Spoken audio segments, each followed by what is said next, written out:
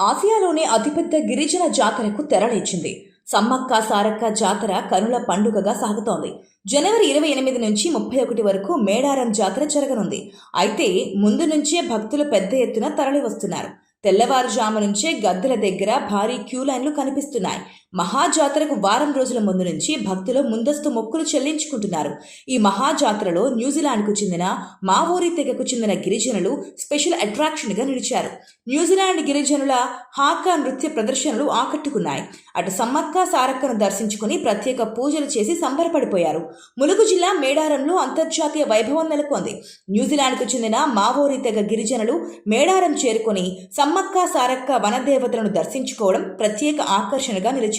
గిరిజన సంప్రదాయాలకు ప్రపంచ స్థాయి గుర్తింపు తెచ్చేలా ఈ ఘట్టం మారింది. సమ్మక్క సారక్క దేవతలపై భక్తితో మావోరీ గిరిజనులు వనదేవతల సన్నిధిలో ప్రత్యేక ప్రార్థనలు చేశారు. తమ సంప్రదాయాలు విశ్వాసాలకు దగ్గరగా ఉన్న మేడారం మహాజాతరను దర్శించుకోవడం తమకు ఎంతో ఆధ్యాత్మిక అనుభూతిని కలిగించిందని తెలిపారు.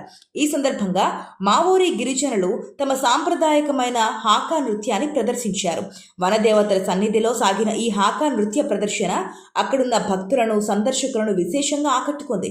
నినాదాలు శరీర కదలికలతో కూడిన ఈ నృత్యం మేడారం జోష్ నింపింది. అంతకుముందు న్యూజిలాండ్ గిరిజనులకు మంత్రి సీతక్క ఘన స్వాగతం పలికారు. గిరిజన సంస్కృతులు ప్రపంచవ్యాప్తంగా ఒకే ఆత్మతో ముడిపడి ఉంటాయనడానికి ఈ సందర్శనే నిదర్శనమని తెలిపారు. మావోరీ గిరిజనుల రాక మేడారానికి మరింత గౌరవాన్ని తీసుకొచ్చిందన్నారు.